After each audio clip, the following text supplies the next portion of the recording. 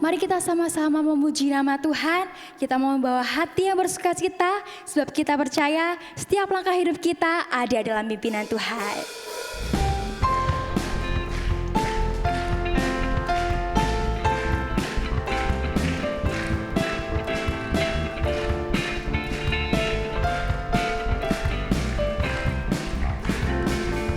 Tiap langkahku diatur oleh Tuhan, dan tangan kasih-Nya memimpinku. Di tengah gelombang dunia menakutkan,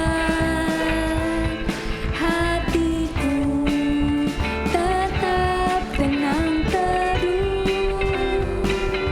Tiap langkahku, ku tahu Tuhan yang pimpin ke tempat tinggiku dihantarnya.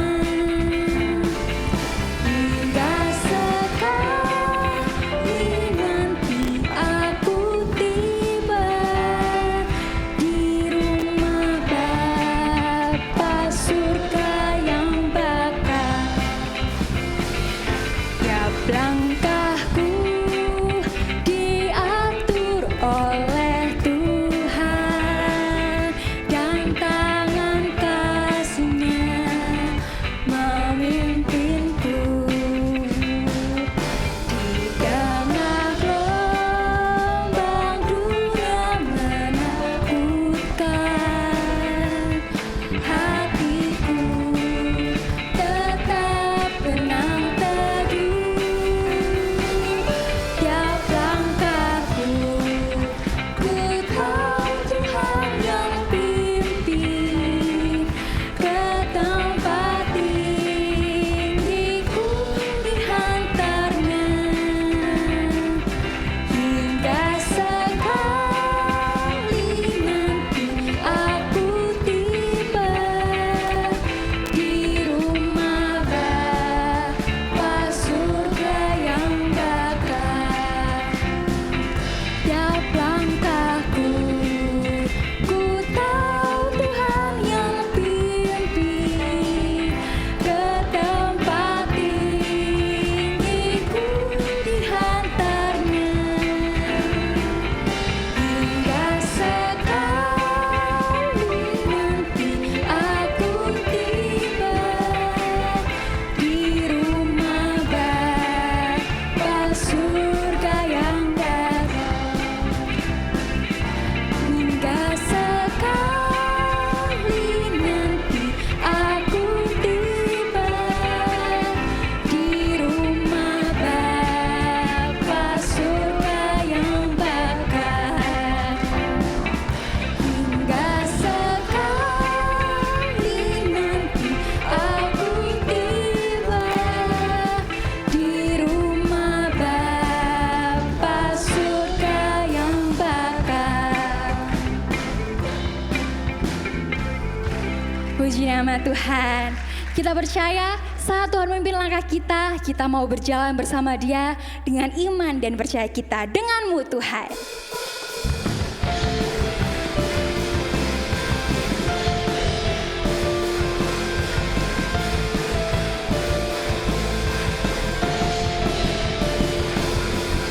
Tak pernah ku ragu akan kesetiaan-Mu, Kau pegang hidupku.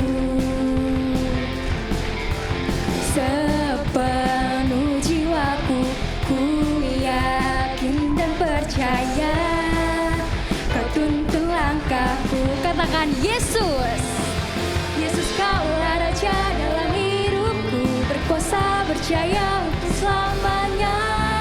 Hanya Kau Tuhan, sumber kekuatan, kuasa-Mu tercurah bagiku senantiasa.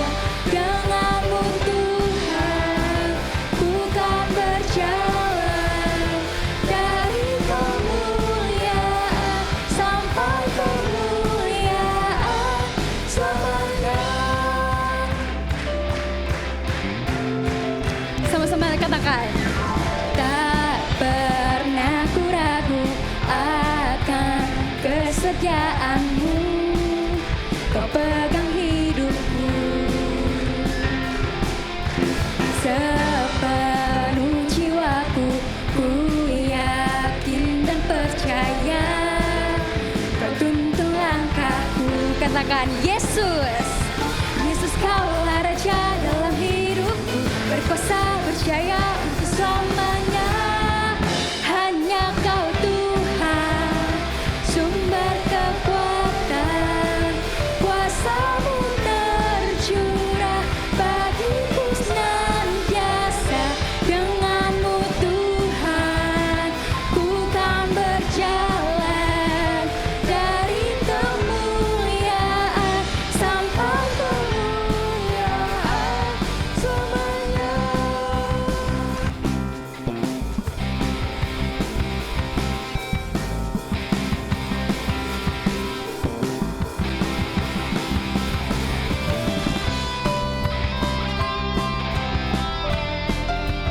Sebab kita tidak perlu khawatir lagi, sebab Tuhan selalu bersama dengan kita.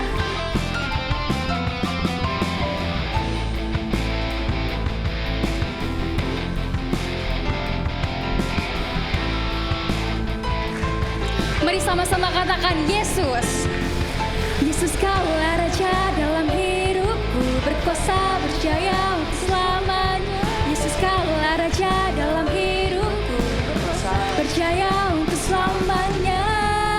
Hanya Kau Tuhan, sumber kekuatan, kuasa-Mu tercurah bagiku senantiasa.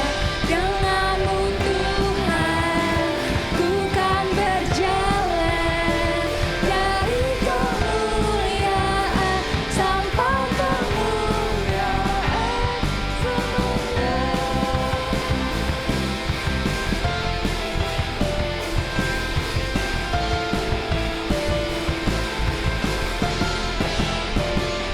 Selamanya. Beri kemuliaan buat nama Tuhan. Puji nama Tuhan. Teman-teman dipersilakan duduk kembali. Puji nama Tuhan. Pada hari ini kita mau hadir di hadapan Tuhan. Kita mau datang kepadanya. Kita mau siapkan hati kita untuk mendengarkan kebenaran firman-Nya. Mari kita hadir dengan sikap hati sebagai hamba yang taat dan setia.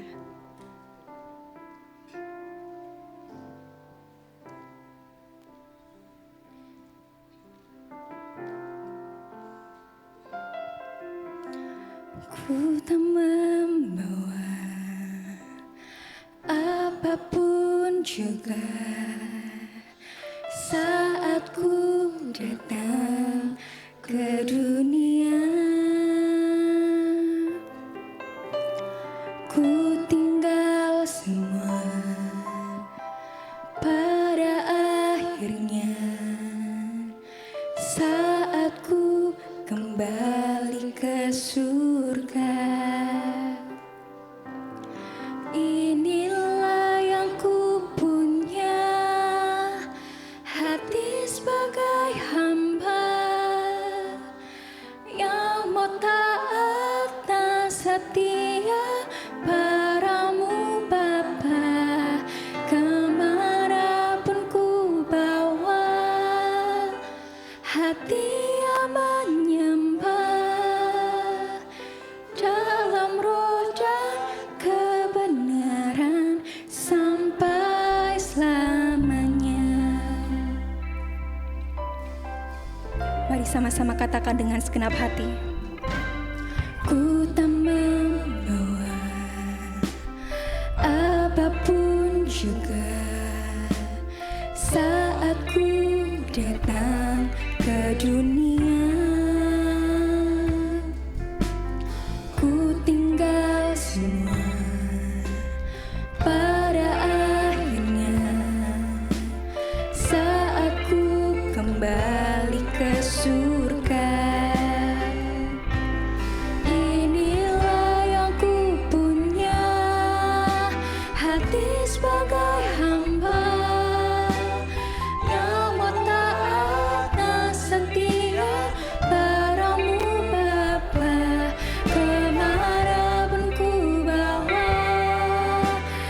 hati yang menyembah dalam roh dan kebenaran sampai selamanya. Katakan bersama, inilah yang ku punya.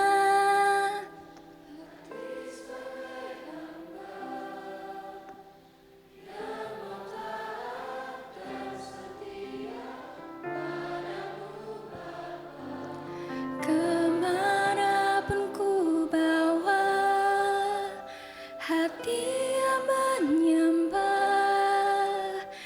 dalam roh dan kebenaran sampai selamanya. Inilah yang ku punya, hati sebagai hamba yang mau taat dan setia padamu Bapa. Kemanapun ku bawa, hati yang menyembah dalam roh dan kebenaran sampai selamanya. Dalam roh dan kebenaran sampai selamanya. Dalam roh dan kebenaran sampai selamanya. Bapak, Ibu, dan teman-teman semua, mari kita bersatu dalam doa. Tuhan Yesus yang sangat baik, terima kasih ya Tuhan atas berkat dan anugerah-Mu yang senantiasa melimpah di dalam kehidupan kami. Bersyukur Tuhan, pada hari ini kami boleh berkumpul bersama untuk melaksanakan kebaktian universitas. Tuhan, pada saat ini kami berdoa bagi seluruh mahasiswa Universitas Kristen Petra. Kiranya melalui setiap proses perkuliahan dan dinamika kehidupan kampus, setiap kami mahasiswa boleh semakin mengenal Engkau secara pribadi dan bertumbuh dalam iman kepada Kristus. Tuhan, kami berdoa untuk seluruh sivitas akademika di kampus kami, mulai dari pimpinan, Bapak Ibu dosen, staf, seluruh mahasiswa aktif, serta calon mahasiswa baru tahun 2026-2027.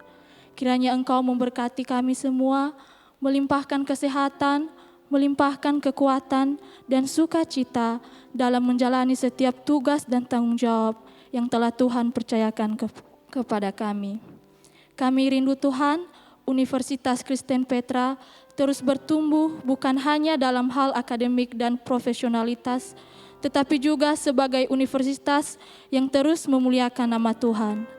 Biarlah melalui penyertaan-Mu, kampus kami boleh terus menjadi garam dan terang dunia, serta menjadi saluran berkat bagi seluruh bangsa. Kiranya juga Roh Kudus dan damai sejahtera Kristus memenuhi hati setiap pribadi kami, sehingga suasana di kampus kami selalu dipenuhi kasih, persatuan, dan pengharapan di dalam Tuhan. Tuhan Yesus, kami juga berdoa bagi para pemimpin bangsa kami, kiranya Engkau memberikan hikmat, kejujuran, dan hati yang takut akan Tuhan kepada mereka dalam setiap pengambilan keputusan, sehingga seluruh pemerintahan di negara kami dapat dijalankan sesuai dengan kebenaran dan kehendak-Mu. Tuhan yang penuh belas kasih, kami berdoa bagi bangsa Indonesia saat ini di tengah berbagai bencana yang terjadi. Kiranya Engkau menyertai setiap korban dan keluarga yang terdampak, memberikan kekuatan, penghiburan kepada mereka semua, serta mencukupkan setiap kebutuhan mereka dan meneguhkan hati setiap pribadi yang sedang berada dalam masa pemulihan. Tuhan, inilah doa dan permohonan kami, biarlah kehendak Tuhan yang jadi dan bawalah kami dalam kehendak-Mu. Dalam nama Tuhan Yesus Kristus kami berdoa. Amin. Sekarang saatnya kita akan mendengarkan firman Tuhan kepada Bapak Samuel Wiwanda, Sarjana Arsitektur, Magister Teologi. Kami persilahkan.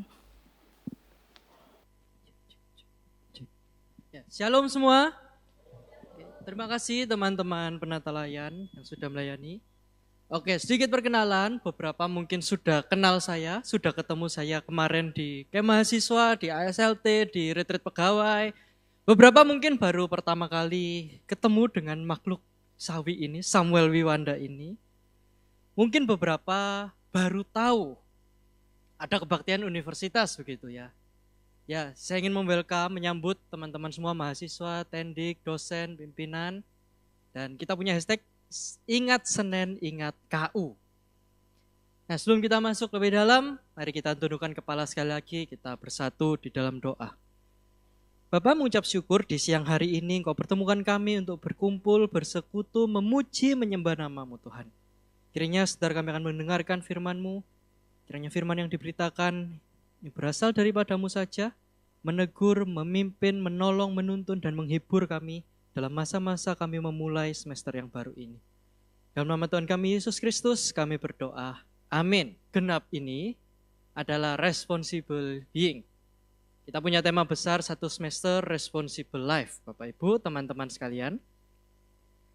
Dan tentu ini awal semester, hari pertama teman-teman mahasiswa masuk setelah libur panjang, mungkin ada yang libur pendek begitu ya. Minggu lalu sudah sibuk seliweran keliling-keliling di kampus, ada yang sampai malam begitu.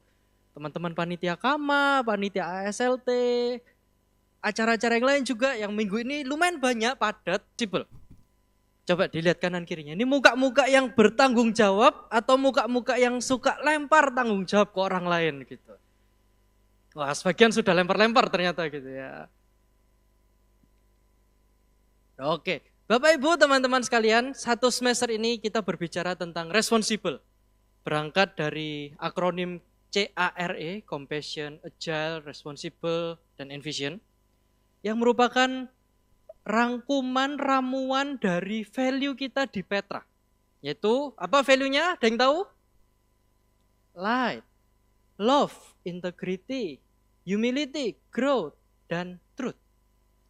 Bahwa responsible adalah bentuk nyata, bentuk praktis dari orang yang menghidupi value kita di Petra.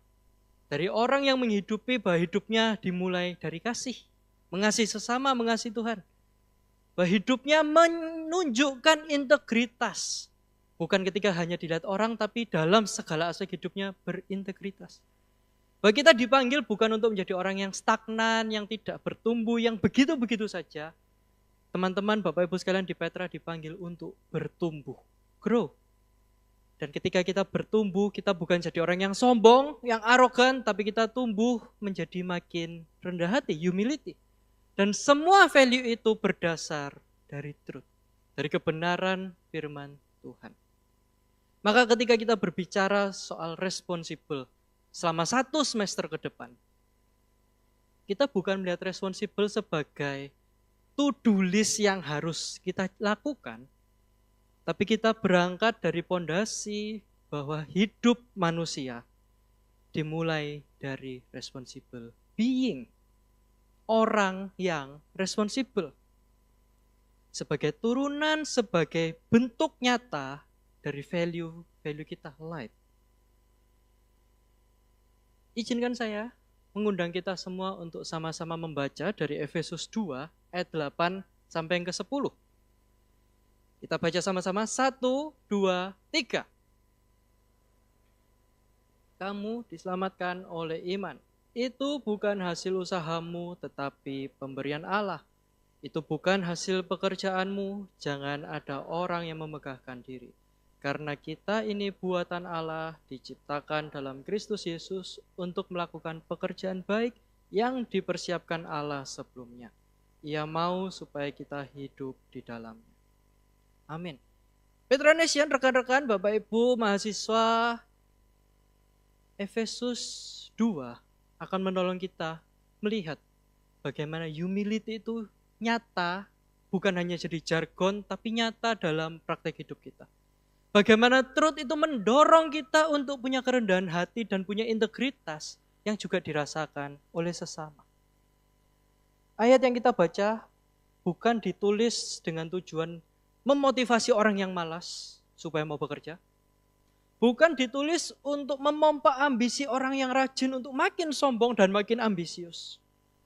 Tapi melalui surat Efesus, Paulus ingin menata ulang fondasi keberadaan hidup kita. Dan dari fondasi yang baru itulah kita bisa merasakan hidup yang bertanggung jawab. Sebagai konteks latar belakang kitab Efesus.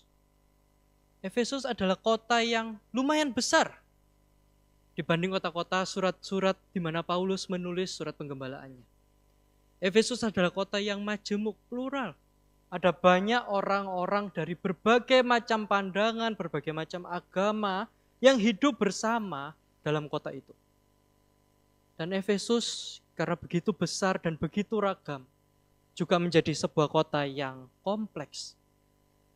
Kita bisa berkaca bahwa kita di Petra juga, Petra ini besar Bapak Ibu, teman-teman. Petra itu besar. Pegawai ada ratusan, mahasiswa ada ribuan. Petra bukan sebuah kampus yang kecil, sederhana, seragam. Seragamnya aja beda-beda gitu ya Bapak Ibu ya. Kita bisa melihat bahwa Petra juga kompleks. Bahwa ketika teman-teman, Bapak Ibu melayani di Petra sebagai tendik, dosen, sebagai mahasiswa yang belajar, kita juga hidup di lingkungan yang kompleks. Kita hidup di lingkungan yang beraneka ragam. Sebagian besar dari luar pulau, luar kota, luar kabupaten, bukan sesuatu yang seragam dan sama persis. Kita berkumpul di berbagai macam kalangan yang berbeda. Dari latar belakang keluarga yang berbeda, latar belakang gereja yang berbeda, SMA yang berbeda. Dan itu membentuk sebuah kompleksitas seperti Efesus. Bahwa di Petra kita juga mengalami sebuah kompleksitas. Dan pasal 2, Bapak Ibu, rekan-rekan yang terkasih, bukan dimulai dengan sebuah pujian. Tapi pasal 2 dimulai dengan sebuah pernyataan awal. Bahwa kita dahulu sudah mati oleh karena pelanggaran kita. Oleh karena dosa-dosa kita. Dan Paulus juga menjelaskan bahwa kita yang percaya dalam Kristus dulu juga sama-sama mati. Tapi puji Tuhan, ayat 4-7, saya rangkum bahwa Allah yang penuh rahmat dan penuh kasih menghidupkan kita bersama-sama kembali di dalam Kristus. Sekalipun kita telah mati oleh kesalahan-kesalahan kita, tapi oleh kasih karunia kita diselamatkan. Di dalam Kristus, Ia membangkitkan kita yang dulunya mati karena pelanggaran dibangkitkan dan memberikan kita tempat bersama-sama dengan Dia di sorga. Kalau kita hanya baca sampai ayat 7 titik, kita akan berhenti untuk berusaha. Kita akan jadi orang Kristen yang, kan aku sudah diselamatin. Ya udah. Ngapain susah payah belajar? Ngapain aku harus baik ke sesama? Toh sudah punya rumah nanti di surga. Buat apa repot-repot di dunia? Tapi puji Tuhan Paulus gak berhenti di situ. Ayat yang kita baca justru menjadi pondasi bagaimana kita menghidupi keselamatan yang sudah Tuhan beri. Bagaimana kita menghidupi anugerah kebenaran Kristus dalam diri kita. Maka ayat yang tadi kita baca bukan hanya sekedar ringkasan doktrin. Oh, Kristen itu percaya oleh kasih karunia, diciptakan untuk melakukan perbuatan baik, sampai selama-lamanya, amin. Bukan. Tapi ayat 8-10 menjadi pernyataan bahwa kita punya identitas yang baru. Siapa kita di hadapan Allah, bagaimana kita diubahkan, dan untuk apa kita diutus dan berproses di dunia. Maka dari itu ayat yang ke-8, poin yang pertama. Sebab karena kasih karunia, kamu diselamatkan oleh iman.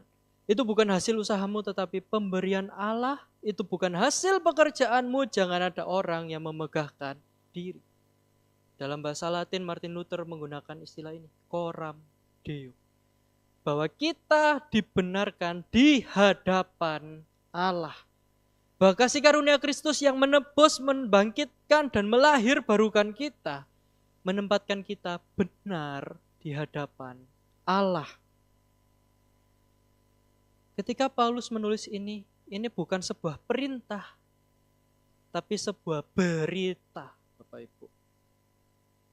Berita baik Injil, kabar baik Injil bahwa kita diselamatkan, itu bisa menjadi sebuah kebaikan, sebuah hal yang baik, Kalau kita tahu kabar buruknya, dan itulah yang dibuka oleh Paulus, bahwa kita semua mati karena dosa dan pelanggaran kita. Tapi puji Tuhan ada kabar baik, bahwa kita diselamatkan bukan karena perbuatan kita, tapi karena kasih karunia Tuhan. Karena hanya anugerah semata kita diselamatkan. Manusia bukan yang dipanggil untuk bertindak, tetapi manusia adalah orang yang menerima tindakan kasih Allah. Tindakan karunia Allah yang menyelamatkan manusia. Kata kasih karunia, charity, jelas menekankan bahwa keselamatan bukan bersumber dari tindakan kita. Bukan bersumber dari perilaku kita, kebaikan kita, tapi dari anugerah Allah. Inisiatif Allah, pemberian Allah untuk kemuliaan Allah. Dan kata bukan hasil pekerjaan, frasa itu frasa yang lekat dengan orang-orang abad pertama. Bahwa orang Kristen dipanggil untuk berbeda dari orang Yahudi yang penuh dengan legalitas. Penuh dengan checklist performa yang harus dilakukan, dilaksanakan sehingga Tuhan senang dengan performa kita. Kata bukan hasil pekerjaan ingin membantah pengajaran dan budaya yang dibangun oleh orang Yahudi. Bahwa sebagai orang yang ikut Tuhan, harus melakukan puasa, korban, persembahan, ritual ini, ritual itu, semua dibantah. Bahwa kita diselamatkan bukan karena performa kita, tapi karena Tuhan. Tapi bukan hanya orang Yahudi, Paulus juga sedang membantah orang-orang Yunani Romawi yang justru bangga dan arogan. Aku selamat, tidak perlu tuh melakukan ritual, tidak perlu susah-susah menghafal hari raya, tidak perlu melakukan adat istiadat, yang penting bebas. Paulus juga ingin menekankan bahwa keselamatan yang diterima bukan hanya untuk orang yang bekerja keras, tapi bagi orang yang tidak peduli Tuhan juga perlu ditegur, juga perlu disadarkan kembali bahwa kebebasannya tidak benar-benar bebas. Bahwa kebebasannya berujung kepada maut karena dosa dan pelanggaran. Maka identitas Kristen sejak awal sudah menekankan anti prestasi, tapi juga bukan kebebasan yang liar dan ngawur. Bahwa nilai diri orang Kristen bukan dibangun oleh faktor eksternal, tapi faktor internal di mana Allah yang melahirbarukan. Di mana Allah yang memberikan kelahiran baru, kasih karunia keselamatan tersebut. Bahwa sebagai orang Kristen, Kristus satu-satunya yang layak di hadapan Allah. Supaya kita yang tidak layak juga dilayakkan. Di salib standar Allah atas hukuman dosa bukan diturunkan, tapi justru dipenuhi melalui kematian Kristus. Tuhan bukan mengkompromikan standarnya, tapi Tuhan melalui Kristus kita dinaikkan supaya masuk standar Allah.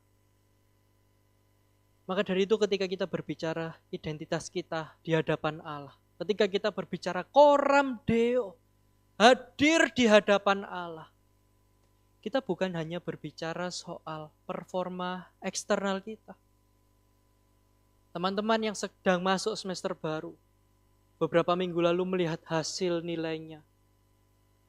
Mungkin sebagian ada yang bangga, ada yang senang, mungkin sampai tumpengan, dirayakan, pesta pora di rumah, bancaan gitu, teman-teman mungkin ada ya. Tapi mungkin ada yang minder, ada yang merasa nggak puas, atau bahkan merasa gagal. Apalagi yang masih mahasiswa gitu ya, baru masuk mulai semester 1, sudah hancur gitu. Tapi jangan lupa, nilai 3.00 bagi orang-orang tertentu itu sebuah pencapaian ucapan syukur yang sangat membanggakan, tapi bagi mahasiswa lain itu kegagalan yang gak bisa diampuni. Nilai 2,75 bagi seseorang mungkin itu standar batas maksimalnya dia, di mana dia bisa akhirnya aku nanti bisa pelayanan masuk LK, aku nanti bisa masuk ini tuh, yang penting nilaiku cukup. Tapi bagi mahasiswa yang lain, 2,75 adalah sebuah hal yang memalukan, sebuah momok bagi keluarga, yang gak ada apa-apanya dan tidak bisa dibanggakan. Angka yang sama dari sudut pandang yang berbeda, dari konteks yang berbeda, bisa jadi punya makna yang secara ekstrim mungkin terbalik. Bagi Bapak Ibu yang pegawai, dosen, mungkin kita bukan bingung nilai. Kita mungkin bingung dengan Renstra, dengan penilaian KPI kita. Bagaimana pimpinan kita menilai kita, bagaimana bawahan kita menilai kita, dan lain sebagainya. Mungkin yang dosen dapat eval dari mahasiswa, angket dosennya jelek. Nggak cuma mahasiswa yang panik, dosen juga bisa panik teman-teman. Jadi kalau ada angket tolong diisi gitu ya. Seringkali email nggak dibuka, nggak ingat password email. Dosen juga punya pergumulannya. Bapak Ibu yang tendik, pegawai juga punya pergumulannya masing-masing. Nggak cuma mahasiswa yang pusing gitu loh. Ketika kita hidup dengan standar dunia, IPK, jabatan, kinerja, performa, terkadang kita menjadikan itu identitas kita. Terkadang kita menjadikan apa yang terlihat di luar sebagai identitas internal kita. Bahkan tidak jarang, konflik bisa muncul. Bukan cuma apa yang terlihat di luar, tapi apa yang jadi nilai pegangan hidup kita. Apa yang jadi prinsip hidup kita kadangkala bisa menjadi konflik. Tapi ingat, bahwa ketika kita dipanggil bertanggung jawab, itu tidak dimulai dengan bertanggung jawab di hadapan sesama. Dimulai coram Deo. Bagaimana kita bertanggung jawab di hadapan Allah. Bagaimana kita mempertanggungjawabkan identitas kita yang sejati bukan karena performa kita, tapi karena pengakuan Kristus di atas kayu salib yang penuh kasih. Maka responsible being bukan dimulai ketika nilai kita bagus, ketika performa kita tinggi, tapi dimulai ketika kita berhenti membangun penilaian hidup kita dari pencapaian yang eksternal.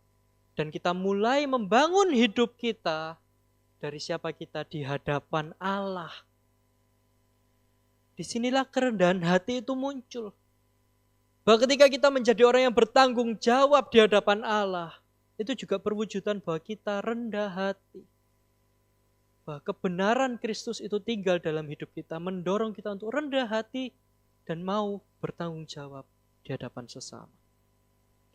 Bukan karena kita merasa kecil, merasa minder, merasa tidak penting, tapi karena kita tahu siapa diri kita di hadapan Allah. Maka poin yang pertama bukan tentang performa kita, tapi tentang siapa diri kita di hadapan Allah. Itulah coram Deo. Dan kita masuk di ayat yang ke-10. Kalau kita lihat ayat 10, dimulai dengan kata, karena kita ini buatan Allah. Paulus menggunakan kata buatan Allah dengan bahasa yang sangat dekat dengan masyarakat Yunani. Sebuah masterpiece, sebuah mahakarya, workmanship, sebuah penciptaan. Bahwa kita ciptaan Tuhan. Ketika Paulus membahas kitab buatan Allah, ini bukan hanya soal konsep teologis, tapi bahwa kita dibentuk ulang, dicetak ulang oleh Allah itu sendiri. Bagian ini ingin menekankan bahwa bukan tentang tindakan kita, tapi terutama tentang identitas kita. Tentang siapa kita di hadapan Allah jauh lebih penting daripada apa yang kita lakukan. Siapa kita di hadapan Allah jauh lebih mendasar, lebih esensial, lebih berdampak daripada apa yang kita lakukan di hadapan sesama. Paulus bukan mengatakan kita jadi buatan Allah setelah berprestasi sedemikian rupa, tapi setelah kita terima kebenaran Kristus. Selama kita konsisten menghidupi panggilan itu. Bahwa identitas yang mendahului itu semua. Identitas yang mendahului tindakan kita, mendahului pikiran kita, mendahului mau kita. Bahwa identitas kita bukan karena kita, tapi karena Kristus. Teman-teman yang ikut camp mahasiswa kemarin, kita berkali-kali menekankan bahwa akar permasalahan kita bukan tindakan kita yang di luar. Bukan kesalahan-kesalahan kita. Tapi tindakan kita lahir dari hati yang belum beres. Bahwa hati mengingini sesuatu, mencintai sesuatu akan mendorong kehendak untuk memilih melakukan itu. Dan ketika kehendak memilih melakukan sesuatu yang salah, tapi karena hatinya sudah ingin melakukan itu, pikiran akan membuat pembenaran-pembenaran supaya tindakan yang salah terlihat benar. Maka identitas bukan berbicara soal tindakan kita, nilai kita. Identitas berbicara lebih dalam soal hati kita. Paulus mengkaitkan kembali dengan ayat 1. Bahwa kita yang mati di hadapan Allah karena pelanggaran dan dosa. Tapi karena kasih karunia kita diciptakan ulang. Kita dibentuk ulang, kita dilahir barukan. Karena Kristus. Nilai diri kita bukan lagi ditentukan oleh fungsi sosial. Apakah kita orangnya kalau ngobrol lancar, nyambung. Atau kalau ngobrol nggak nyambung. Apakah nilai kita baik, diterima oleh teman-teman seangkatan, seprodi, bahwa kita akan dicari kalau ada tugas kelompok. Bahwa nilai kita aman dengan juru selamat yang satu ini, pasti A. Nilai diri kita bukan dibangun berdasarkan hal-hal eksternal. Tapi dibangun berdasarkan identitas kita di hadapan Tuhan. Maka identitas ini hanya mungkin jika kita percaya kepada Kristus. Kita tidak bisa membohongi diri kita sendiri. Ngaku-ngaku punya identitas yang solid, tapi deep down insecure, minder, dan lain sebagainya. Bahwa Kristus anak tunggal Allah. Ciptaan yang sulung itu, di mana menjadi kepala atas semua ciptaan, memberikan kita semua identitas yang baru. Bahwa Kristus yang merendahkan dirinya supaya kita ditinggikan bersama-sama dengan Dia. Maka dari itu, ketika kita berbicara identitas, dunia sekitar kita membangun identitas kita dari faktor eksternal. Dari seberapa banyak orang yang mengenal kita, seberapa banyak orang yang tahu kita, seberapa banyak orang yang percaya sama kita, itu membangun diri kita, membangun nilai kita. Tapi firman Tuhan berkata bahwa identitas kita bukan dibangun oleh hal-hal itu. Tuhan tidak peduli followermu di Instagram berapa. Tuhan tidak peduli jumlah publikasimu berapa. Itu yang peduli dosen dan kaprodi dan dekan gitu ya.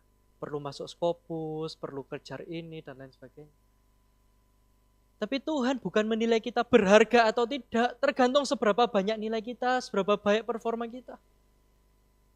Tapi Tuhan melihat identitas kita. Tuhan melihat Kristus dalam diri kita. Dan itu sudah cukup. Ketika identitas kita solid di hadapan Tuhan. Ketika kita jadi mahasiswa, kita belajar sungguh-sungguh. Bukan supaya diterima, tapi karena sudah diterima. Ketika kita jadi dosen, jadi tendik, kita berperform, melakukan pekerjaan semaksimal, sebaik mungkin. Bukan supaya diterima, bukan demi bonus, demi pengakuan, demi ini itu. Tapi karena sudah diterima Kristus. Maka responsible being dimulai dari pengakuan sederhana. Bahwa hidupku bernilai karena aku milik Allah. Bahwa hidupku bermakna karena aku milik Allah, bukan karena yang lain. Dan disitulah humility itu muncul. Ketika hidup kita adalah hidup milik Allah. Kita bukan tumbuh menjadi pribadi yang minder, insecure, atau sebaliknya kita jadi orang yang arogan dan sombong. Ketika kita punya humility itu, ketika kita dipanggil menjadi pribadi yang bertanggung jawab, itu bukan hanya sekedar gambar diri kita. Tapi apakah kita benar-benar menerima Kristus dalam hidup kita? Karena ketika kita berbicara orang yang minder, sebenarnya orang minder juga sama, orang sombong. Kalau orang sombong itu menganggap dirinya lebih tinggi, sehingga arogan, pamer, bangga, jumawa begitu ya. Tapi orang minder sama, menganggap diri lebih rendah daripada semestinya. Semestinya sudah berhasil, tapi karena punya standar yang tinggi banget, merasa diri jauh di bawah. Minder ataupun arogan sama-sama bentuk dari kesombongan. Dan itu bukan humility yang Tuhan ciptakan untuk kita hidupi. Ketika kita tahu nilai diri kita yang sejati di hadapan Kristus, kita bukan jadi orang yang minder, tapi juga bukan jadi orang yang sombong. Kita menerima diri kita apa adanya. Beberapa hari yang lalu saya ngobrol dengan seseorang yang minder karena mukanya jerawatan itu udah merah putih gitu ya. Kayak keracunan obat kulit gitu. Minder. Nervous ketemu orang insecure. Berusaha dipakai make up yang tebel, alergi bahan make up tambah beruntusan, tambah merah semua begitu. Nilai dirinya tergantung dari seberapa mulus pipinya bisa disentuh. Seberapa dikit jumlah jerawat per meter persegi di kulit mukanya. Nilai identitas diri bukan bergantung pada itu. Tapi apakah bisa langsung terima? Ya enggak, itu perlu proses Bapak Ibu ya. Enggak bisa kita cuman, Yesus sudah terima, kamu harus terima. Ya itu kebenaran ultimatnya. Tapi kita perlu tuntun pelan-pelan, apa sih yang bikin kamu menolak, apa yang bikin kamu minder, apa yang enggak kamu terima. Itu juga perlu sebagai pendukung bahwa kita diterima Kristus. Apa mungkin alergi, apa mungkin sakit kulit, apa mungkin salah obat, ada banyak faktor. Dan itu enggak bisa dibungkam cuma dengan Yesus terima, ya kamu terima. Enggak bisa. Maka humility yang baik lahir dari identitas yang solid dalam Kristus. Tapi juga kemauan, dorongan untuk berproses. Kekristenan bukan ajaran yang menuntut, tapi kekristenan ajaran yang menerima, tapi juga mendorong. Menerima diri kita apa adanya, tapi juga mendorong kita untuk terus bertumbuh, untuk terus berproses, untuk terus mengevaluasi diri kita, meningkatkan diri kita, karena sudah diterima oleh Kristus.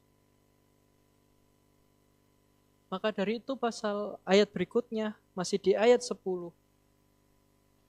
Paulus meneruskan bahwa karena kita ini buatan Allah, kita diciptakan dalam Kristus Yesus.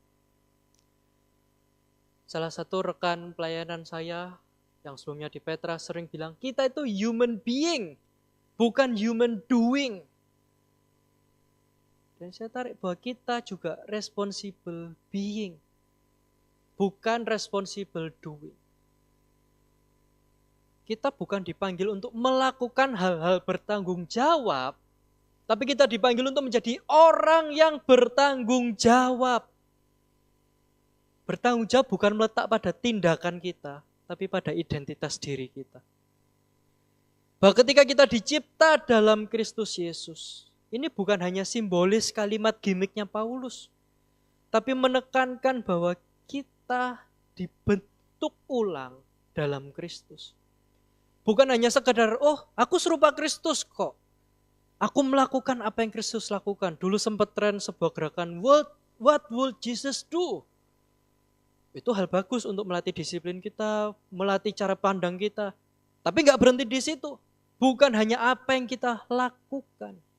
Bukan apa yang kita doing, tapi being.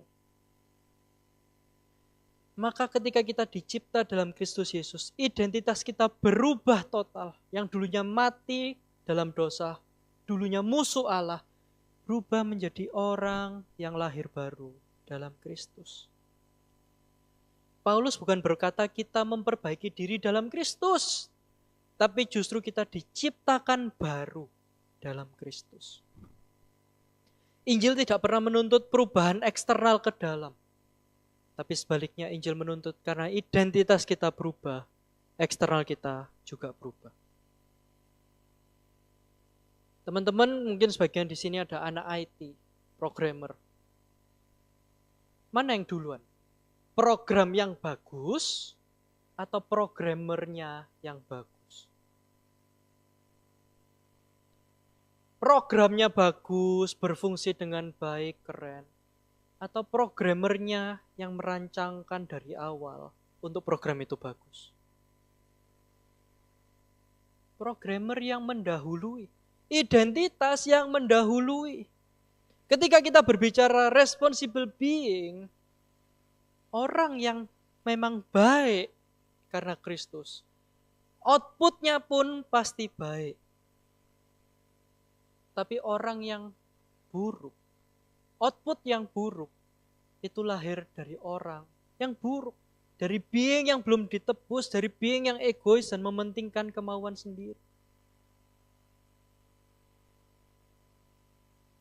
Bapak Ibu, ketika dulu saya pernah urusan bangun rumah, renov rumah gitu ya. Mungkin teman-teman di sini belum sampai turun ke lapangan, ketemu tukang neteli keramik gitu ya, masang garis, ngecek kemiringan, pakai air dan lain sebagainya.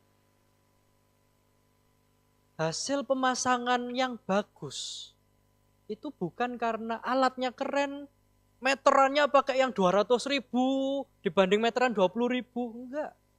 Meteran yang murah maupun mahal. Di tangan tukang yang baik atau tukang yang buruk, itu yang beda. Ya, bahan baku ada peran, kalau pakai barang KW3 memang dari sananya sudah jelek ya, percuma gitu ya, tangannya sebagus apapun ya menceng gitu kan, keramiknya miring gitu. Tapi bahan baku yang sama, dengan orang yang baik ataupun orang yang buruk, outputnya beda. Maka ketika kita belajar, identitas kita adalah human being, responsible being. Itu bukan dimulai dari tindakan kita, tapi dimulai dari jati diri kita. Apakah kita berintegritas, datang apa adanya di hadapan Tuhan, terbuka di hadapan sesama dan di hadapan Allah. Atau kita bertopeng, di momen-momen tertentu saja kita ingin terlihat baik. Itulah truth yang membebaskan bahwa ketika kita hidup di hadapan Allah, hadir coram Deo di hadapan Allah, kita menjadi pribadi yang berani membuka topeng kita. Kita jadi pribadi yang berani mengakui keterbatasan kita, berani untuk diproses, untuk bertumbuh, berani untuk berjalan dalam kebenaran, bukan mencari pencitraan semata. Maka ketika kita menghidupi responsible being, hadir di hadapan Allah, kita dipanggil untuk menjadi orang yang rendah hati, orang yang berintegritas karena dasar kebenaran Kristus. Maka ketika kita bekerja, ketika kita studi, kita melakukan dengan serius.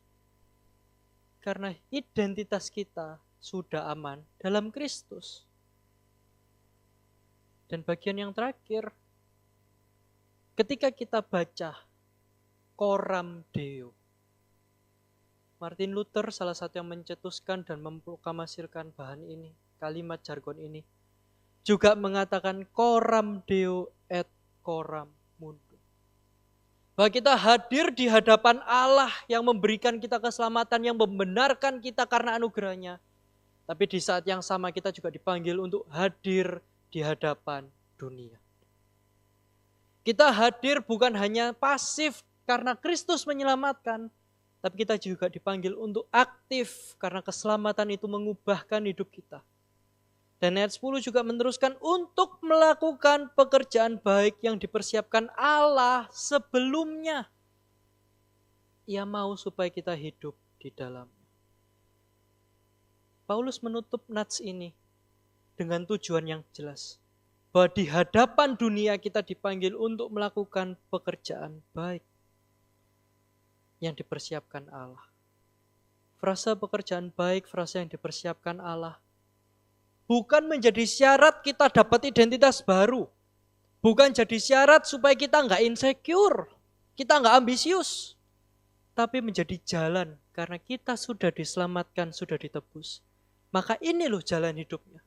Lakukanlah perbuatan baik yang sudah didesain oleh Allah sebelum bagi kita masing-masing. Ini menekankan bahwa Allah menyertai, menuntun, dan mempersiapkan langkah hidup kita jauh ke depan hingga kekekalan. Perbuatan baik yang kita lakukan bukan menjadi sesuatu yang sia-sia di dunia yang fana, tapi menjadi proses pembentukan kita menggenapi panggilan Allah. Menjadi ciptaan baru, menjadi perwakilan Kristus yang hadir di dunia yang sudah rusak. Maka Kristus bukan hanya memanggil kita keluar dari dunia yang bobrok, rusak ini. Tapi ketika kita dilahir barukan, kita diutus kembali untuk melakukan pekerjaan-pekerjaan baik yang dirancangkan oleh Allah. Bahwa Kristus sendiri adalah contoh yang sempurna, yang tidak bercacat celah di hadapan Allah, orang Dio, tapi juga di hadapan sesama, orang mundur. Bahwa Kristus dalam hidupnya sendiri menunjukkan kesempurnaan kedua-duanya. Dan hidup itu dinyatakan melalui kita semua, Bapak Ibu, rekan-rekan sekalian. Bahwa kita juga dipanggil untuk menghidupi kehidupan yang bertanggung jawab. Maka ketika kita belajar mahasiswa studi, kelas, tugas kelompok, kita belajar, kita mengerjakan tugas bukan supaya dipuji teman, bukan supaya diakui, diundang lagi dalam grup-grup yang lain. Tapi karena identitas kita utuh di hadapan Tuhan, kita hadir menjadi orang yang bertanggung jawab. Bagi dosen, bagi teknik, kita bukan dipanggil untuk berperform supaya diterima. Tapi karena kita diterima, kita dipanggil untuk melakukan pekerjaan baik. Pekerjaan-pekerjaan yang sudah Kristus siapkan bagi kita.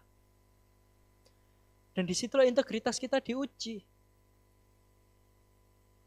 Antara siapa kita di hadapan Allah dan bagaimana respon hidup kita di sesama. Tapi kabar baiknya Paulus tidak berhenti pada performa kita saat ini. Paulus menarik kembali bahwa ayat ini juga menekankan pekerjaan yang kita lakukan hari ini adalah kesetiaan-kesetiaan kecil, adalah proses-proses pembentukan kita untuk dunia yang nanti akan datang. Di mana proses kita juga punya peran dalam merestorasi dunia ini. Dalam memulihkan dunia yang jatuh dalam dosa, kita hadir untuk menebus. Maka kita dipanggil bukan hanya menjadi sarjanawan yang IPK-nya tinggi dan bagus. Tapi kita juga dipanggil untuk menjadi profesional yang menghadirkan Kristus di tempat lain. Kita dipanggil untuk menghadirkan iman dan ilmu kita menjadi sebuah integrasi yang utuh dan nyata yang dirasakan orang. Bukan supaya kita diterima, bukan supaya nama Petra dipuji-puji dan termasyur, terkenal. Tapi karena identitas kita dalam Kristus sudah aman. Maka dari itu Bapak Ibu, teman-teman sekalian, tema hari ini Responsible Being menjadi pondasi yang membuka serangkaian tema responsible satu semester ke depan. Di Februari, di Maret kita ada Responsible Love, bagaimana kita bertanggung jawab sama cinta, sama kasih. Dan itu momen ya habis Valentine dan menjelang angpauan begitu ya. Apakah cinta kita bukan hanya ke sesama, tapi juga cinta kita kepada uang, kepada hasrat terdalam kita, hati kita yang belum beres. Kita juga berbicara responsible learning, bagaimana kita belajar bukan hanya cari IPK tinggi, bukan hanya supaya keterima jurnalnya, tapi kita belajar karena kita dipanggil untuk terus mengenali Allah. Kita juga belajar bagaimana kita bertanggung jawab sama kebiasaan-kebiasaan kita, sama pilihan-pilihan hidup kita, sama pemikiran-pemikiran kita. Dan di akhir bulan akan ada Veritas Lecture, di Maret, di April, di Mei. Saya juga mengundang Bapak Ibu, rekan-rekan sekalian hadir di Kebaktian Pasca Universitas tanggal 6 April. Dan UTS juga kita akan belajar bagaimana kita punya hasrat yang bertanggung jawab. Bagaimana kita punya keunggulan yang bertanggung jawab. Dan Mei kita belajar secara eksternal. yang di sini masih anak-anak, mungkin sebagian sudah orang tua, bagaimana kita bertanggung jawab di keluarga, di pergaulan, di persahabatan. Setiap konflik yang Tuhan izinkan terjadi, bagaimana kita bisa bertumbuh melalui itu. Dan kita akan menutup bagaimana identitas kita sebagai orang percaya adalah penyembah-penyembah Kristus. Bukan menyembah hanya saat ibadah, bukan menyembah saat di gereja, tapi melalui seluruh aspek hidup kita, kita menjadi penyembah yang memuliakan Kristus dengan bertanggung jawab. Dan izinkan saya menutup hari ini, bahwa kita dipanggil untuk hadir dan hidup coram mundo, di hadapan sesama, di hadapan manusia. Karena itu lahir dari hidup yang benar di hadapan Allah, coram Deo. Kita bisa responsible doing dengan baik, dengan benar, berintegritas, dengan rendah hati. Itu dimulai dengan kesadaran bahwa sejatinya identitas kita utuh di hadapan Tuhan. Bahwa kita adalah responsible being yang ditebus oleh Kristus.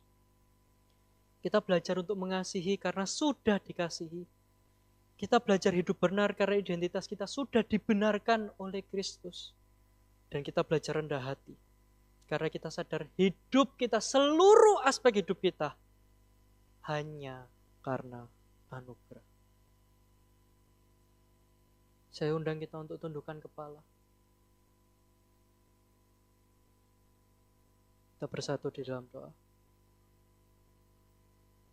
Bapa di dalam surga, siang hari ini kami mengucap syukur jika kami diingatkan kembali bahwa kami adalah responsible being.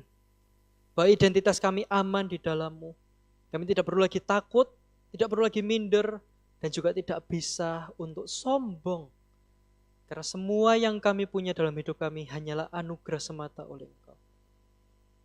Tuntun kami terus Tuhan dalam langkah hidup kami, untuk bisa memandang kepada salib Kristus yang mencukupkan, yang menebus, memulihkan, dan membentuk ulang hidup kami. Dan kiranya melalui kebaktian pada siang hari ini, kami diingatkan bahwa hanya oleh anugerah kami bisa menjadi pribadi yang bertanggung jawab. Saya undang kita semua untuk bangkit berdiri untuk doa berkat. Kiranya kasih dari Allah, kiranya anugerah dari Kristus Yesus menebus, menyelamatkan, dan melahirbarukan kita. Dan tuntunan Roh Kudus yang menguatkan kita, berjalan bersama kita, memberi kita kemampuan dan kemauan untuk menjadi pribadi yang bertanggung jawab. Senantiasa beserta dengan kita. Dari sekarang sampai kedatangan Kristus kali yang kedua. Semua jemaat yang diberkati sama-sama kita katakan,